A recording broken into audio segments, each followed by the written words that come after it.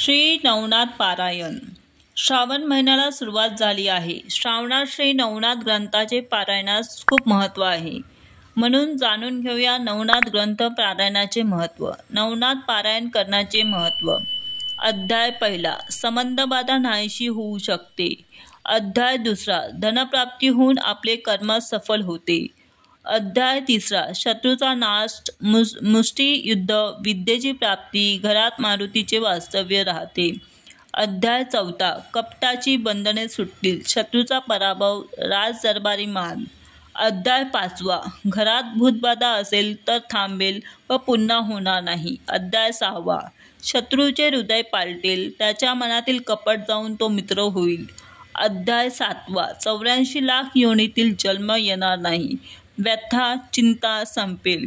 अध्याय आठवा. दूरदेशी गेलेला मित्र परत येईल, काळजी संपेल. अध्याय नववा. 14 विद्या व 64 कला प्राप्त होऊ शकतील. अध्याय 10वा. स्त्री दोष नाहीसे होतील, मन सात्विक होईल, मुले जगतील. अध्याय 11वा. अग्निपीडा दूर होईल, गृहदोष संपतील, संततीची प्राप्ती होईल. अध्याय 12वा. देवतांचा शोभ संपेल व देवता अनुग्रह करतील. अध्याय 13वा. स्त्री हत्येचा दोष संपेल व पूर्वजनांचा उद्धार होईल. अध्याय 14वा. कारागृहातून सुटका, निर्दोषपणे लोकात राहता येईल. अध्याय 15वा. घरातील भांडणे थांबून सुख शांती लाभेल. अध्याय 16वा. वाईट स्वप्नांचा नाश होईल. अध्याय 17वा. योगसिद्धीस लाभेल व सन्मार्गाची प्राप्ती होईल. अध्याय 18वा. ब्रह्महत्येचा दोष संपेल, कुंभी पाक नरकातून पितरांचा उद्धार होईल. अध्याय 19वा. परमानंददायी मोक्षमार्ग खुला होईल. अध्याय 20वा. मन ताब्यात येऊन प्रपंच सुखी होईल. अध्याय 21वा. गोहत्येचे पातक संपेल व तपलोकात प्रवेश होईल. अध्याय 22वा. ज्ञान संपन्न मुलगा होईल व तो विद्वानांना मान्य होईल. अध्याय 23वा. घरातील सुवर्ण टिकून राहील. अध्याय 24वा. बालहत्या दोष संपेल व मुले सुखी होतील.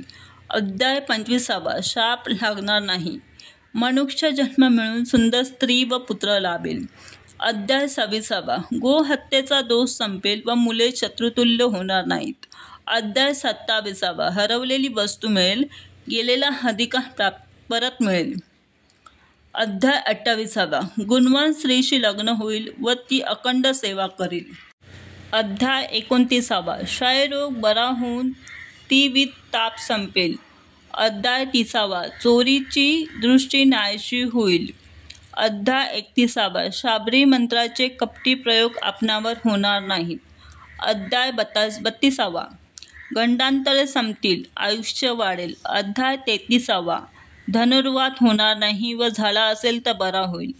अध्याय 34वा. सर्व कर्मसिद्धी होऊन जीवन यशस्वी होईल. अध्याय 35वा. महासिद्धी प्राप्त होऊन 42 पिढ्यांचा उद्धार होईल. अध्याय 36वा. साप व विंचू यांचे विष उतरून मनुष्य बरा होईल.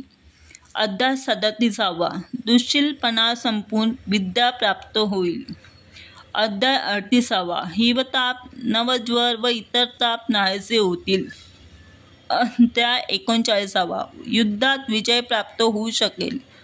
अध्याय 40वा. कामधेनूप्रमाणे सर्व इच्छा पूर्ण होतील. संपूर्ण नवनाथ वाचनाने पुण्य वाढेल. श्री स्वामी समर्थ. हा व्हिडिओ जर तुम्हाला आवडला असेल तर पोस्ट, लाईक्स, कमेंट्स तसेच सबस्क्राईब करायला विसरू नका.